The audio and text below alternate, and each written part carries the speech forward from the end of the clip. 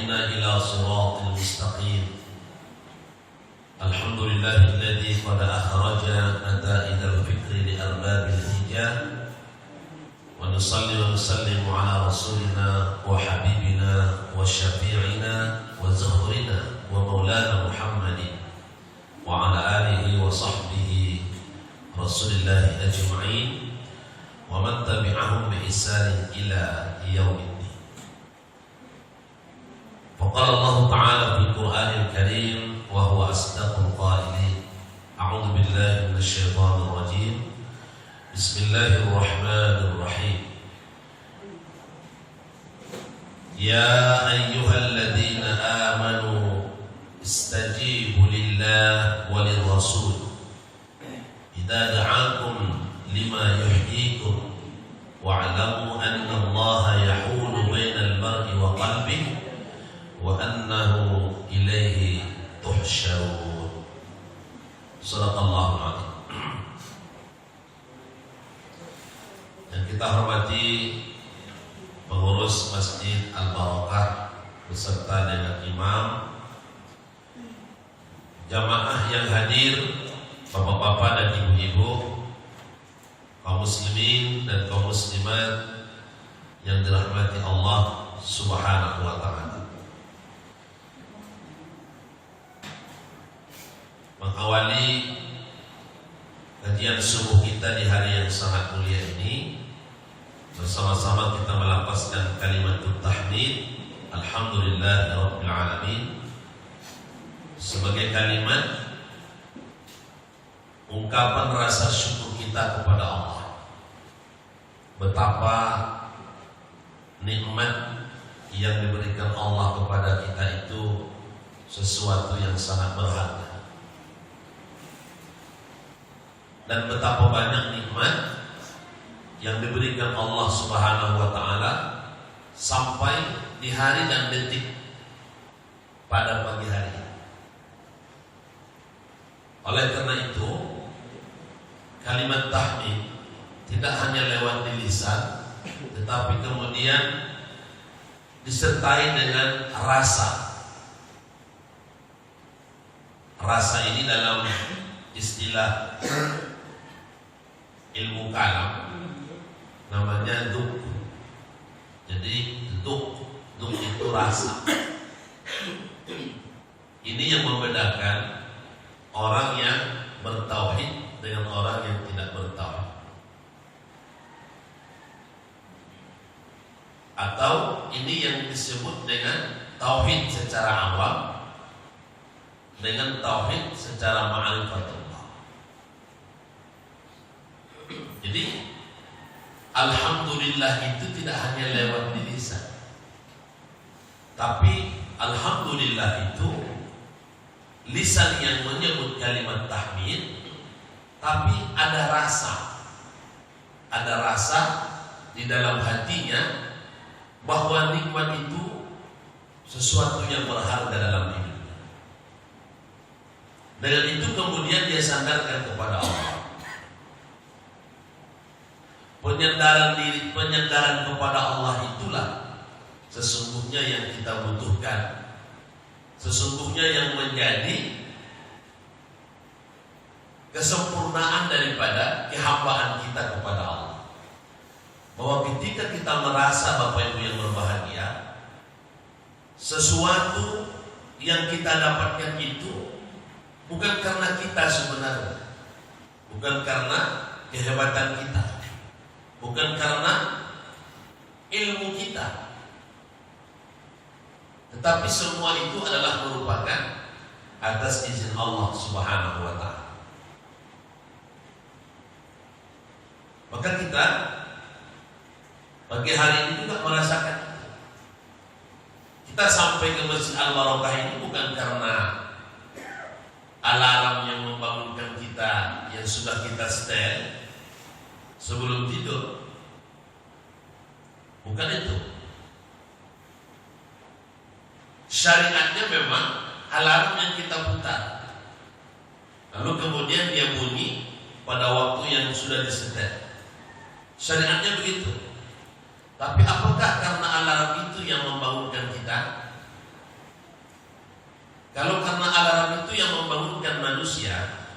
Mestinya setiap bunyi alarm itu dia akan bangun.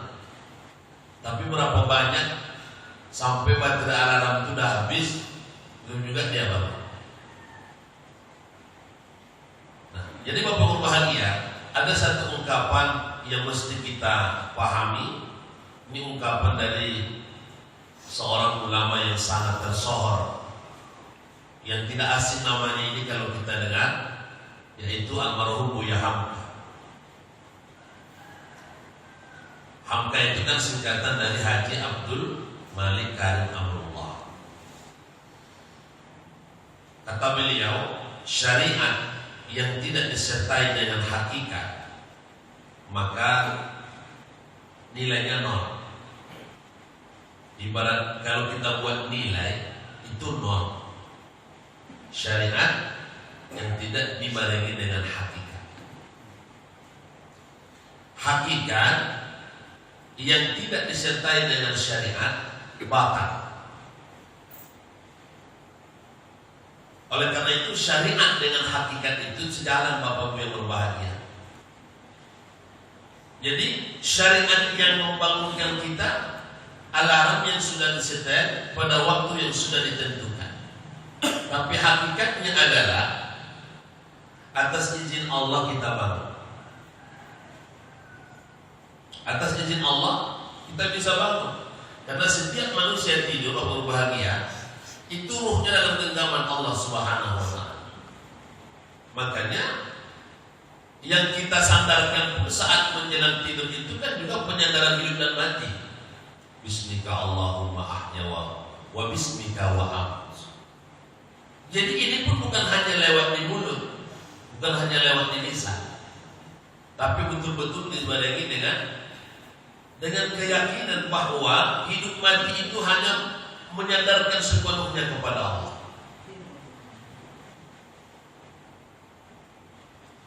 Tapi kalau hanya dibaca saja, Bismika Allahumma ya bismika wa hanya lewat itu saja, itu kan beda dengan ketika ada look tadi, ada rasa tadi yang menjadi sesungguhnya sebagai sinar kita kepada Allah. Pasti itu beda. Anak-anak TK, doa itu juga diajarkan di sekolah, diajarkan untuk dia.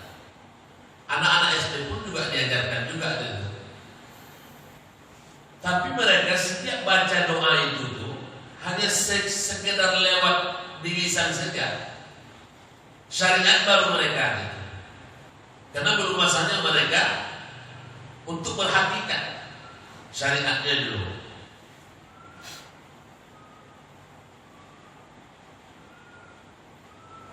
Tapi untuk orang-orang yang sudah diberikan akal, sudah diberikan pikiran, itu tidak sama. Nah, inilah sesungguhnya Bapak Ibu yang berbahagia, bila kita telusuri perjalanan Nabi Ibrahim dalam mencari ketuhanan sesuai yang sudah disebutkan dalam Al-Quran. Jadi betul-betul ada perenungan. Ada perenungan. Sehingga Nabi Ibrahim itu digelar dengan Khalilullah. Khalilullah. Dua nabi yang mendapatkan gelar, 25 nabi dan rasul yang disebutkan namanya lewat Al-Quran, yang wajib kita imani dan wajib diketahui. Jadi kalau ibu-ibu tidak tahu nama-nama 25 nabi itu tuh, secara ilmu tauhid kita dihukum berdosa. Bapak-bapak juga begitu. Karena dia wajib diimani, wajib diketahui. Karena Nabi bukan hanya 25, cuma yang 25 ini wajib diimani, wajib diketahui. Itu bedanya. Nabi itu banyak, Rasul itu juga banyak. Malaikat itu tidak dapat dihitung berapa jumlahnya. Tapi yang wajib diimani dan wajib diketahui kan 10. Itu yang diajarkan dalam akidah Ahlussunnah wal Jamaah. Nah, jadi 25 nabi dan rasul yang disebutkan lewat Al-Quran nama-namanya hanya 2 nabi yang diberi gelar. Satu Nabi Ibrahim Khalilullah, yang kedua Nabi Muhammad Habibullah. Apa beda Khalilullah dengan Habibullah? Walaupun secara arti selalu disamakan, artinya kekasih Allah. Khalilullah kekasih Allah, Habibullah kekasih Allah. Tapi sesungguhnya arti yang sama ini tapi memiliki perbedaan yang jauh berbeda. Jadi Khalilullah itu adalah gelar yang diberi kepada seseorang karena dalam proses seseorang itu dalam mencari siapa Rabb yang mesti dia sembah dalam kehidupan. Dan itu perjalanan Ibrahim. Walamma ra'al qamara bazighan qala hadza rabbi. Ya. Wa id qala Ibrahim li abihi azar atattakhidhu asnaman aliha inni araka wa qaumaka fi dhalalin mubin. Wa kadzalika nuri Ibrahim malakutus samawati wal ard wa liyakuna minal muqinin. Falamma janna alaihi al-lailu ra'a kawkaba.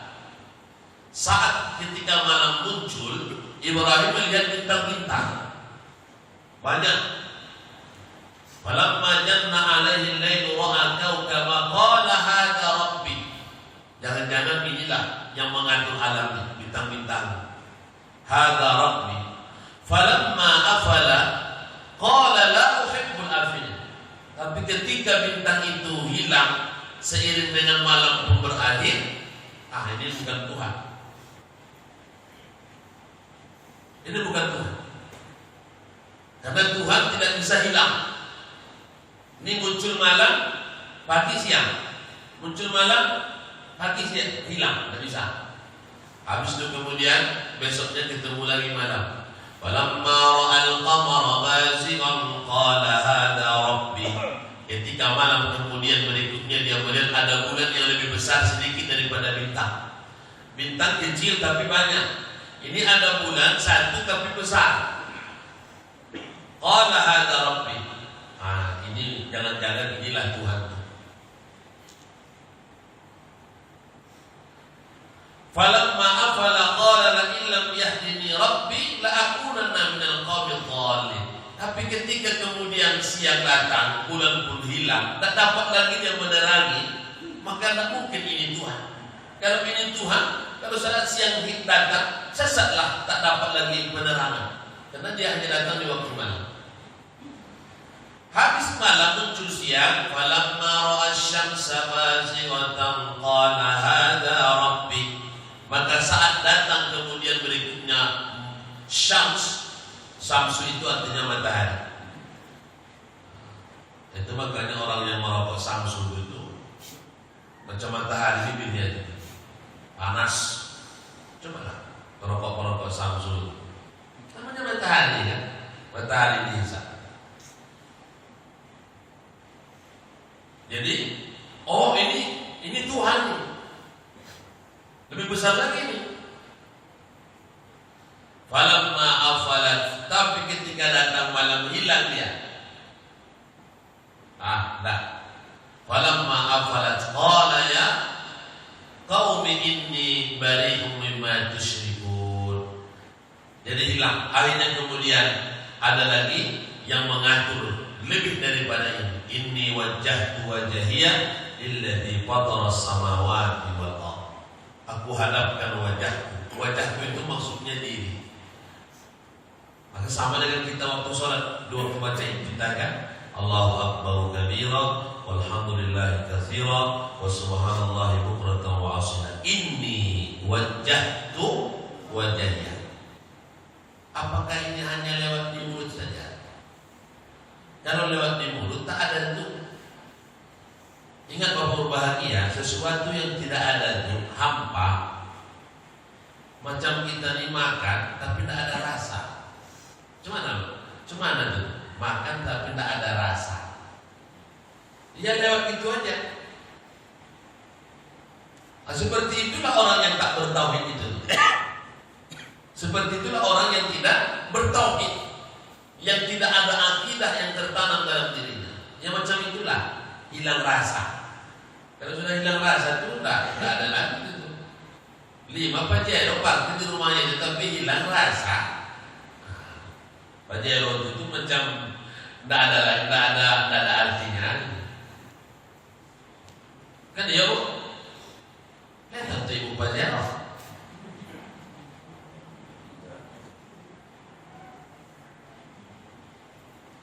Jadi Bapak Ibu yang bahagia, maka kembali kepada kajian kita tadi. Oleh karena itu kita ini diminta bagaimana kemudian setiap yang diucap oleh mulut tidak hanya lewat di lisan, tapi ada rasa.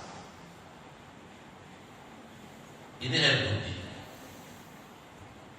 Ketika air putih ini kita minum, yang kita kemudian sebutkan asma Allah sebelum kita meminum air minum ini, maka ketika minuman itu lewat di kerongkongan sampai kemudian kita habis minum, harus ada rasa. Rasa, apa rasanya? Betapa kita bersyukur kepada Allah bahwa air minum itu adalah pemberian Allah kepada kita. Sehingga kemudian dengan itu kita selalu menghubungkan diri kita kepada Allah. Ini orang yang bertauhid itu tidak pernah putus hubungannya kepada Allah.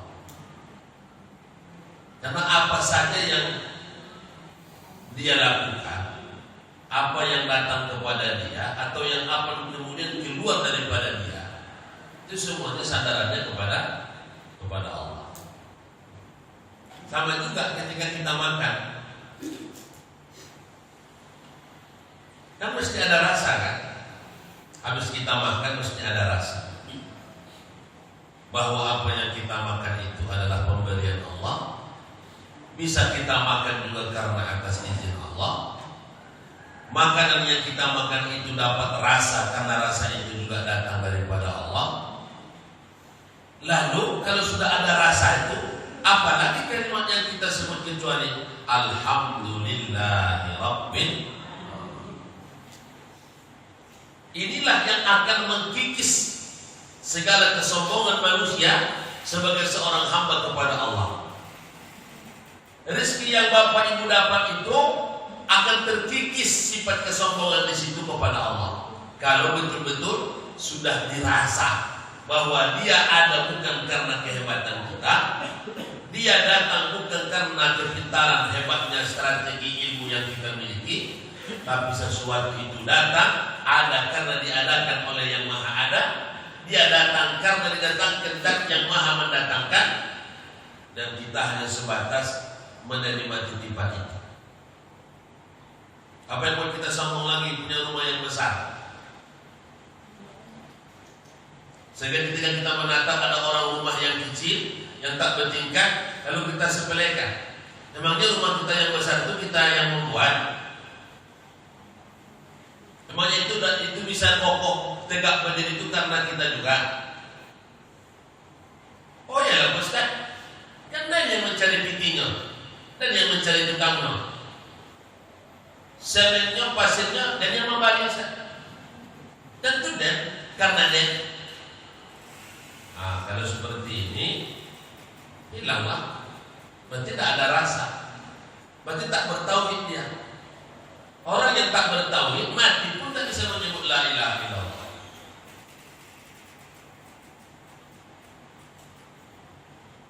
Inilah sifat korun. Merasa dia yang hebat, merasa dia yang punya, sehingga ketika datang Nabi Musa minta untuk dikeluarkan zakat, tak mau dia. Ini semua karena saya kok. Kalau tak karena pilihan saya bekerja, mana dapat saya harta yang sebanyak ini? Akhirnya dibinasakan oleh Allah. Jadi Bapak berbahagia, maka oleh karena itu mulai kita melatih, karena kalau tidak dilatih tidak bisa secepat itu.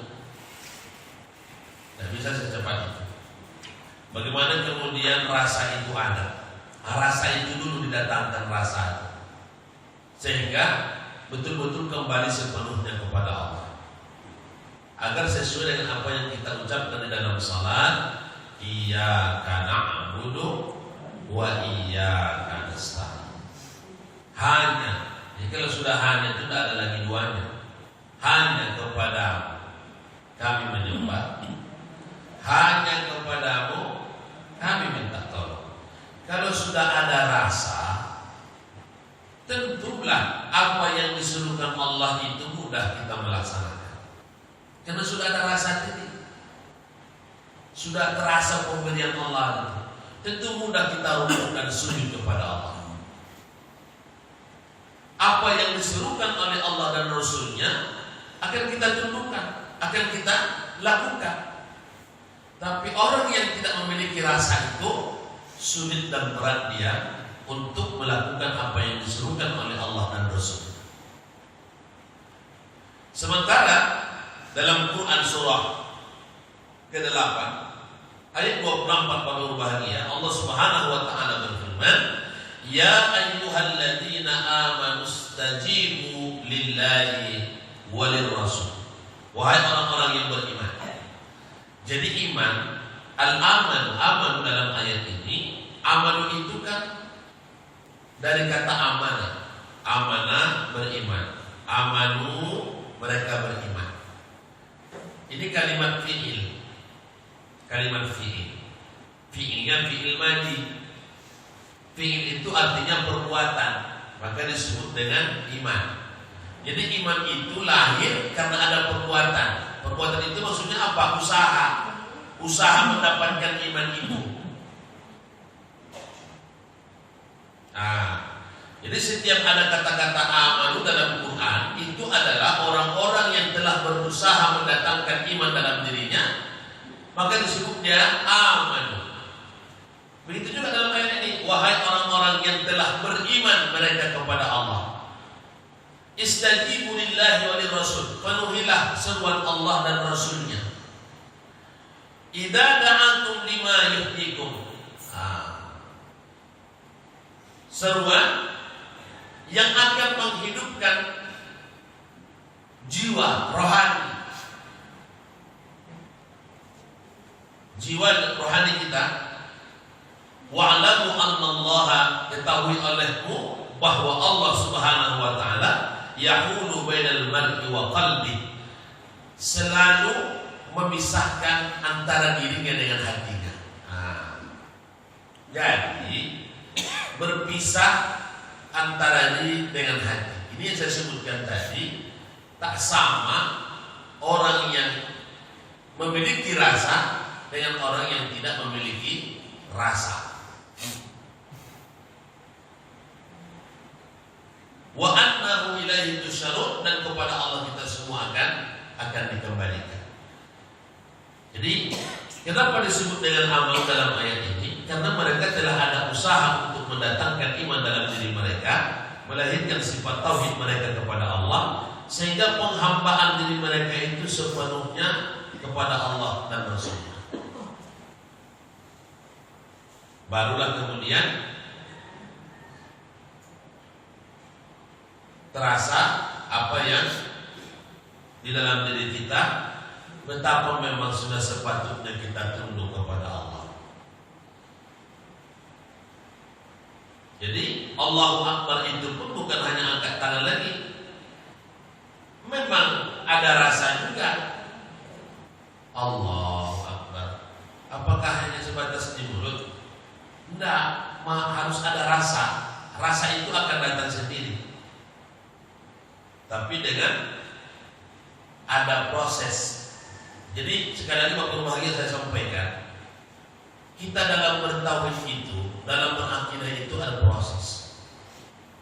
Tidak bisa pakai ilmu dukun, bin salamin, abrakadabra jadi. Ada proses. Seperti Nabi Ibrahim tadi, berproses.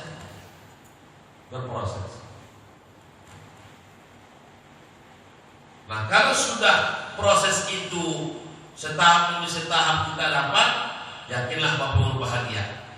Sampai pada tingkat ketika ketauhidan kita ini sudah mulai matang, sudah mulai kokoh, Tidak ada lagi guncangan hidup. Datang pun ujian, hadapi sendiri. Tidak ada lagi apa namanya itu ya, macam kehilangan Tuhan di dalam kehidupannya. Saat ada masalah, udah mulai pusing, udah mulai ini. Tidak ada lagi.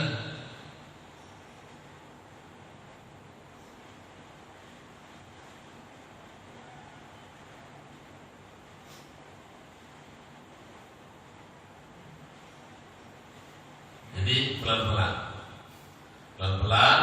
setahap demi setahap kita rasakan apa yang membuat kita itu mendapatkan rasa tadi.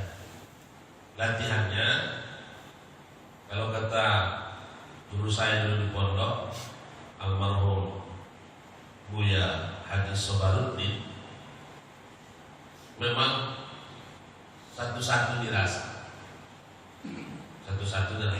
Dan mengajarkan rasa itu tidak ada caranya, pribadinya, person.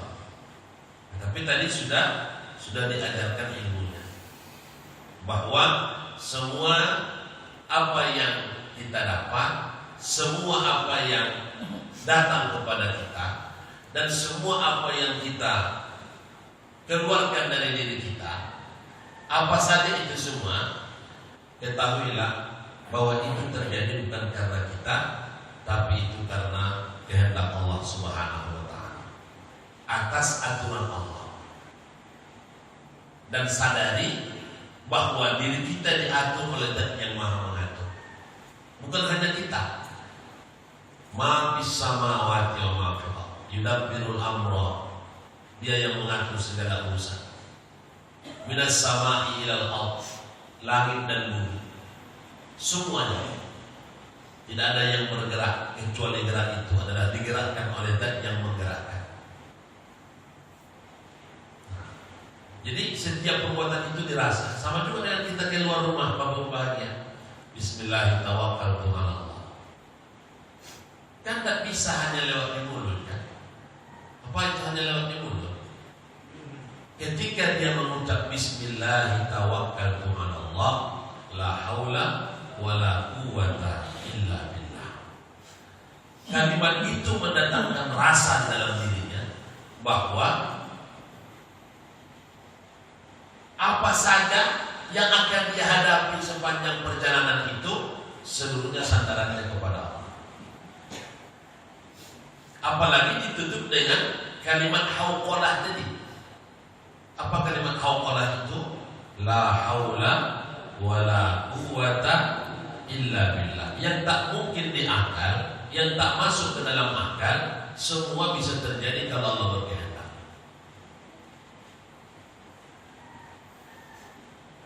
Jadi bukan karena kita ini,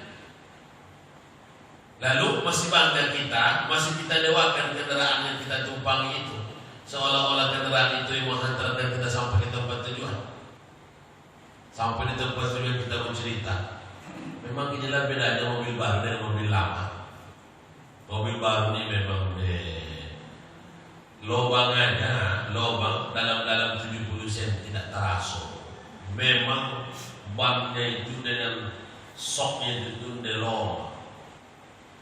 Ambo tadi merangkit dari rumah jam 9 pagi, tak terasa. Akhirnya benda yang dipertuankannya. Apa bedanya dengan Arab jahiliyah? Bukankah Arab jahiliyah itu juga mempertuankan benda? Patung. Kalau seperti itu, keberadaan tauhidnya kepada Allah mendewakan alat yang dia bawa tadi, sehingga hilang kontaknya kepada Allah. Asli sama dengan Arab jahiliyah, asli.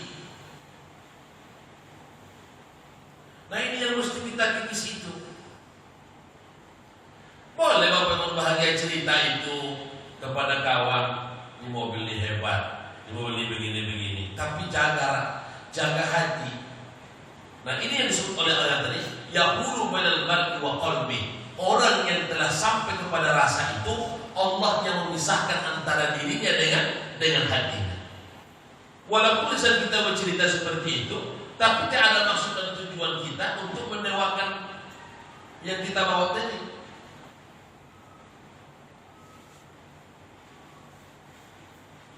Tapi itu sudah nantilah itu dulu. Ini latihan-latihan dasar kita ini.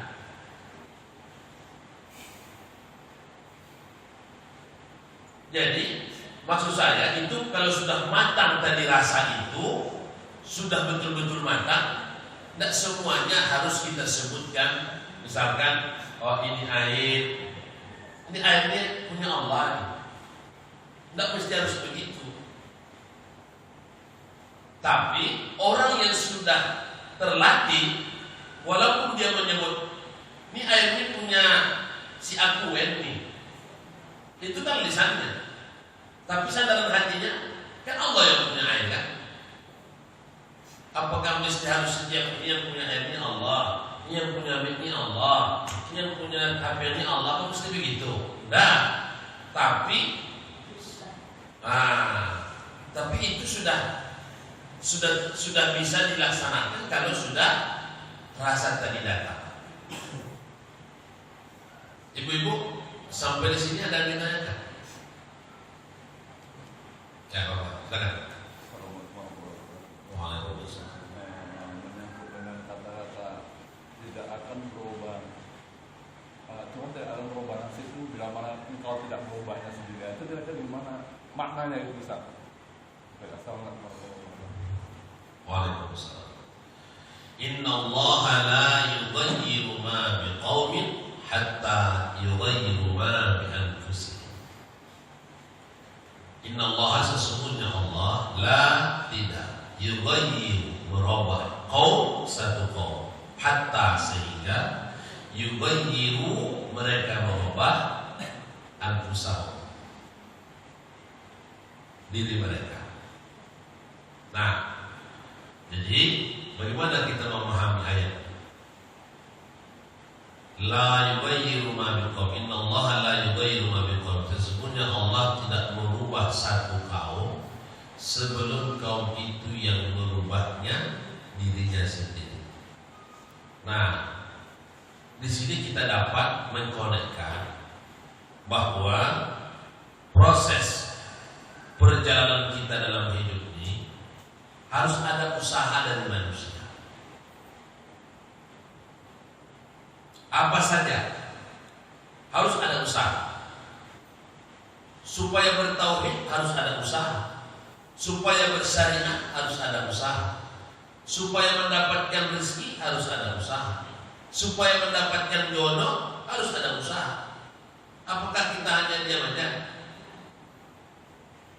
Jadi ayat dalam ilmu kalam kan banyak firqah-firqah di sana, banyak aliran-aliran. Ada yang disebut dengan Qadariyah, ada yang disebut dengan Jabariyah, ya, ada yang disebut dengan Mu'tazilah, ada yang disebut dengan Khawarij, ada yang disebut dengan Murji'ah, ada yang disebut dengan Syiah. Oh, itu saling berbeda itu dalam pemahaman tauhidnya. Jadi kalau ayat ini dipahami oleh orang aliran Qadariyah bahwa yang menggerakkan manusia itu adalah kekuatan dirinya sendiri. Setelah Allah berikan dia potensi, maka tidak ada lagi di situ. Jadi kalau ingin mau berubah nasib, ada yang harus ini, yang harus berubah dirinya sendiri. Sementara Jabariyah beda lagi ininya, bahwa seluruh apa saja yang kita usahakan, kalau kemudian Allah tidak berkehendak, tidak akan dapat. Qadariyah tidak, kalau dia sudah berikhtiar, pasti dia dapat. Jadi yang paling mantap itu, yang paling bagus itu adalah bagaimana kita menyatukan yang disebut dengan aliran Qadariyah dengan Jabariyah. Jadi seperti yang tadi, bahwa gerak kita, usaha kita akan kemudian setimpal dengan apa yang sudah kita usahakan, dengan kemudian diberikan oleh Allah. Nah, salah satu contoh tadi, jodoh itu tidak akan datang kalau tidak diusahakan. Rezeki itu tidak akan dapat kalau tidak diusahakan. Kan gitu kan? Nah, dia usaha akhirnya dapat rezeki. Tapi kan apa rezeki itu kemudian yang datang kepada dia itu karena kehebatan usaha dia? Nah, disinilah bedanya kita bertauhid kepada Allah. Jadi tidak Allah merubah keadaan seseorang kalau seseorang itu yang tidak mau merubahnya diri sendiri. Maka dalam konteks ini selalu ada ikatan antara kita dengan Allah Subhanahu wa taala. Ketika kita dapat rezeki, maka sandarkan kepada Allah bahwa rezeki itu didapat bukan karena kita. Ketika kita punya ilmu, bahwa kita harus sandarkan bahwa ilmu itu juga dapat lengket dalam ingatan kita karena atas pemberian daripada Allah. Kan karena itu kan, kalau dari itu mana bisa? Bukan otak itu. Jadi ukuran otak EQ yang diukur dengan alat apa itu? Apa namanya itu? Intelijensi manusia itu. Ada alat ukurnya kan? Sekian itu kategori jenius, sekian separuh jenius, sekian idiot. Itu kan ilmu manusia kan? Apa karena itu? Kan tidak. Walau dia misalkan 9 sampai 100 ukurannya secara ilmu dia memang jenius, kalau Allah berkehendak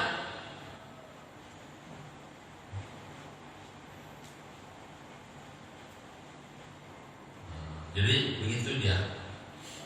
Jadi intinya itu yang paling tepat, sejalan antara syariat dengan hakikat. Tidak bisa lepas itu. Dan kita tidak boleh bertahan di syariat. Tidak bisa. Tidak ada nilai. Lalu jangan pula tak mau bersyariat. Salat itu kan mengingat Allah. Kalau sudah kita ingat Allah kan sudah salat. Itu hakikat. Bapak tidak salat? Sudah. Mana bapak salat? Salat itu mengingat Allah. Sudah ingat Allah, apa lagi? Duduk dia diingatnya Allah. Batal. Hakikat tanpa syariat batal. Syariat tetap tanpa hakikat no. Jadi tahap awal ini sebagai langkah awal kita untuk kemudian menuju kepada pertemuan berikutnya. Jadi ini sudah saya sampaikan di awal-awal biar kemudian Bapak Ibu nanti tahu bahwa setiap yang kita kaji dalam akidah semua sandarannya di situ. Maka di awal ini didobrak dulu, digugah supaya kemudian connect dia nantinya. Kemudian agar dia nanti connect supaya kita mudah untuk mengkaji tentang ilmu akidah. Kemudian sebagai penutup aku berbahagia bahwa seperti yang sudah sampaikan tadi di awal, akidah ini kalau sudah kokoh dan matang dia akan tahan uji oleh apapun. Apa yang dirasakan oleh sebagian sahabat-sahabat Nabi yang mendapatkan tantangan dalam hidup, seperti kita baca kisah Bilal bin Rabah, bagaimana kemudian dia mendapatkan ujian di awal-awal dia masuk Islam setelah dia menyatakan 2 kalimat syahadat itu, ya kan? Itu luar biasa. Nah, diberi makan, dijemur, diikat badannya dalam batu yang besar, kemudian dicambuk, ya kan? Disuruh dia untuk memalingkan kembali apa yang diucapkannya agar kembali menyembah apa yang disembah oleh nenek moyang mereka. Tapi karena rasa itu sudah dapat, tidak bergeser. Alhamdulillah atas kudrat iradat Allah dilembutkan hati seorang Abu Bakar sehingga Abu Bakar kemudian menebusnya, memerdekakannya, memerdekakan Bilal bin Rabah daripada tangan Abu Sufyan. Itu juga karena sudah skenario yang Allah atur, ya kan? Nah, Kemudian apa yang dirasakan oleh sahabat Nabi yang bernama Yasir? Luar biasa. Ibunya dibunuh, ayahnya dibunuh, ya kan? Kemudian anaknya dijeburkan ke dalam bejana yang berisi air panas. Begitu juga apa yang dirasakan oleh kemudian sahabat-sahabat seperti Abu Dzar Al-Ghifari, ya kan? Apa yang dirasakan oleh sahabat-sahabat yang lain, semua mereka mendapatkan ujian tantangan itu. Dan dalam surah Al-Baqarah 214 kita ditantang oleh Allah lewat pertanyaan, am hasibtum an tadkhulul jannah? Apakah engkau menyangka bahwa kamu itu sudah masuk surga? Coba Allah nanya, hei fulan, emangnya kamu itu masuk surga? Walamma ya'tikum mathalul ladzina min qablikum, sementara belum datang kepadamu seperti yang datang dulu kepada orang-orang sebelum kamu. Masathumul ba'sa, apa yang menimpa mereka itu kesulitan. Wadh-dharra wa zulzilu. Jadi 3, ba'sa, dharra, zulzilu. Ini panjang pembahasannya, tapi 3 ujian secara keseluruhan yang dihadapkan kepada orang-orang yang beriman. Ba'sa, ujian personal. Wadh-dharra, tidak hanya dia diuji, tapi juga dengan ujian itu juga datang juga ujian kepada keluarganya, istrinya, anaknya, suaminya. Tadi seperti itu, wazulzilu, digoncang sampai goncangan itu membuat dia bimbang, sehingga kemudian dalam hatinya mengatakan, mata Nasrullah, kapan lagi datang pertolongan Allah? Hatta yaqula Rasul walladzina amanu ma'ah mata Nasrullah. Sahabat-sahabat juga yang mendapatkan ujian tantangan tauhid itu, akidah itu luar biasa. Mana pertolongan Allah itu ya Rasulullah? Mana pertolongan Allah itu? Ala inna nasrullahi qaribah. Ingat, pertolongan Allah itu dekat. Nabi Musa pun mengalami yang sama oleh kaumnya yang mengikuti ajaran Nabi Musa, menyembah Allah. Sudah genting nih. Jadi zulzilu itu guncangan yang sudah genting. Ternyata banyak pertolongan Allah itu didapat pada saat waktu-waktu yang genting. Ini yang disebut dengan injury time. Bahasa Payakumbuh itu injury time, waktu genting. Kapan datang pertolongan kepada Musa? Datang pertolongan saat waktu genting. Mau lari tidak bisa laut, mundur di belakang ada bala tentara Fir'aun, kiri kanan juga lengkap dengan bala tentara. Mau ngapain lagi? Mana pertolongan Allah itu wahai Musa? Pertolongan Allah itu dekat. Pukulkan tongkatmu wahai Musa ke laut. Apa hubungan tongkat dengan laut? Jadi ini jadi pelajaran juga ini. Perintah Allah itu jangan lagi tanya-tanya, langsung lakukan aja. Kita ini kadang-kadang nanya-nanya kan.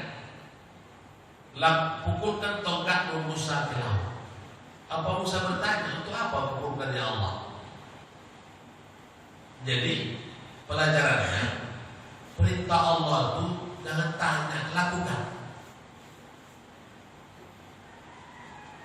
Apa Nabi Musa kemudian berpikir lagi, gimana cara mengumpulkan ini? Jadi ini sudah menyatu nih hubungan antara seorang hamba dengan Allah. Kan syariat aja itu dipukulkan kan? Bisa membela laut. Tongkat bisa membela laut. Mana masuk akal? Tapi jangan tenggelamkan akal. Ini bukan lapangan akal. Tongkat itu makhluk, laut itu makhluk Allah. Laut itu takutnya kepada Allah. Takutnya laut itu saatnya dipukul atas perintah Allah, dia pun kemudian membelah. Itulah pertolongan Allah.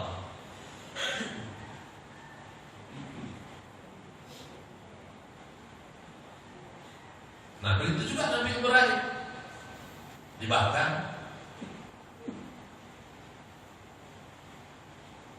Ya kan? Api yang menyala-nyala, Ibrahim di tengah-tengah, tapi tidak ada sehelai rambut yang terbakar.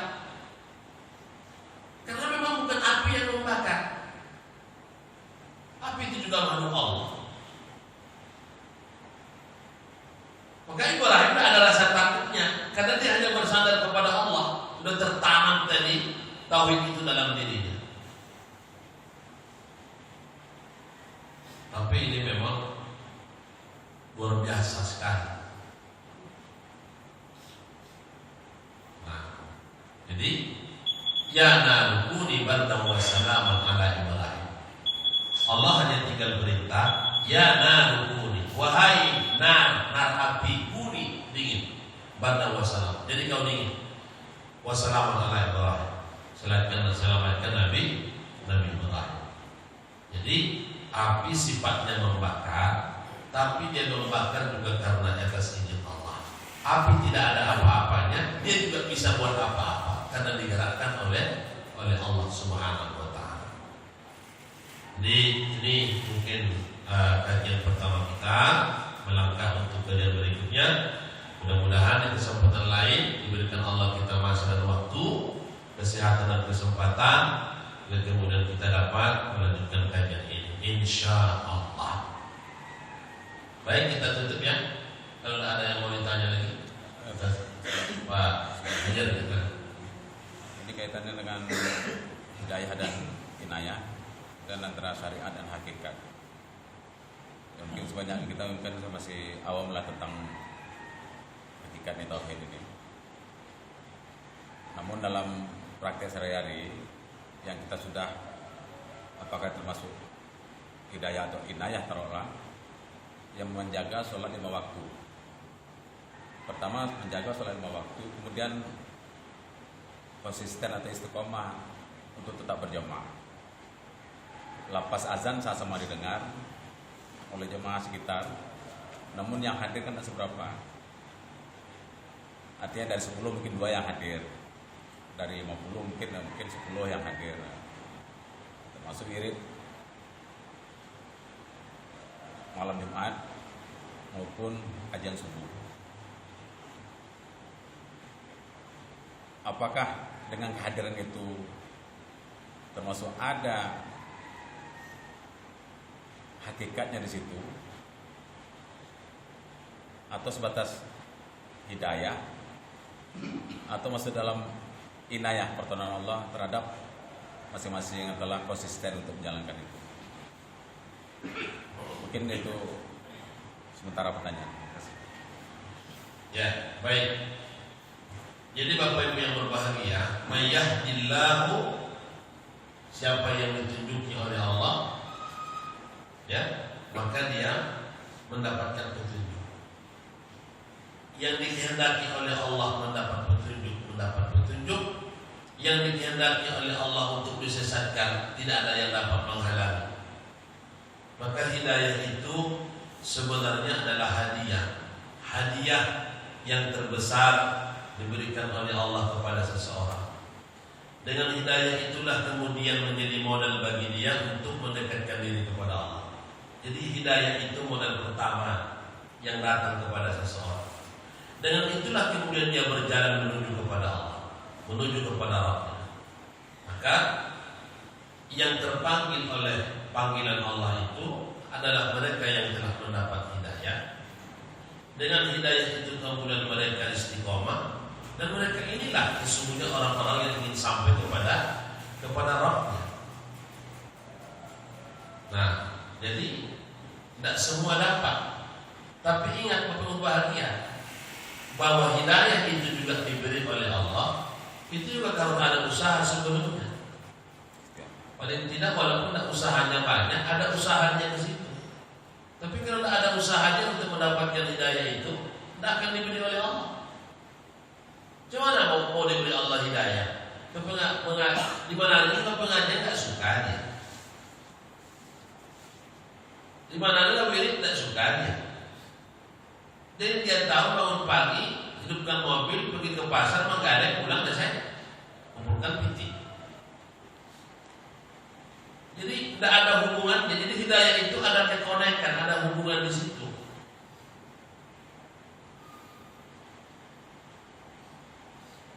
Makanya tidak semuanya mendapat itu kalau tidak ada usaha dia. Ya buktinya, cuma kita lah yang nanya hadir subuh ini kan. Kalau lewat sudah diinformasikan lewat WA, sudah diumumkan dalam WA grup jamaah. Ya boleh begitu aja.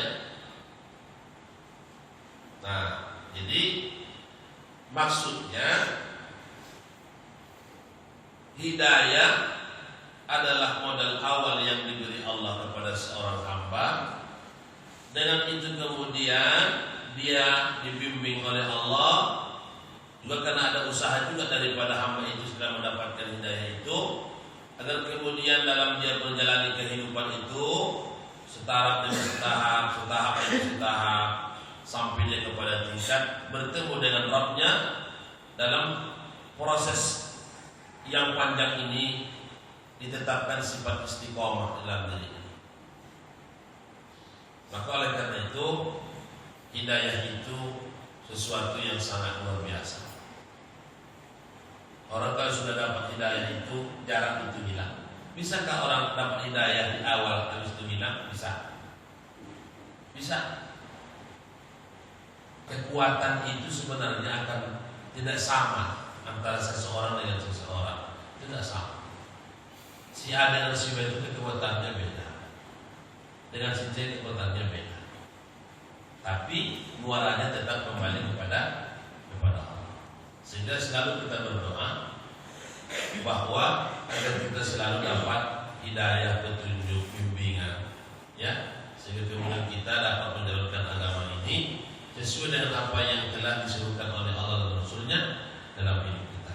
Mudah-mudahan kita termasuk orang-orang yang mendapatkan itu. Amin ya rabbal alamin. Dan tutup ya dengan kafaratul majlis. Subhanakallahumma rabbana wa bihamdika asyhadu an la ilaha illa anta astaghfiruka wa atubu ilaik. Assalamualaikum warahmatullahi wabarakatuh.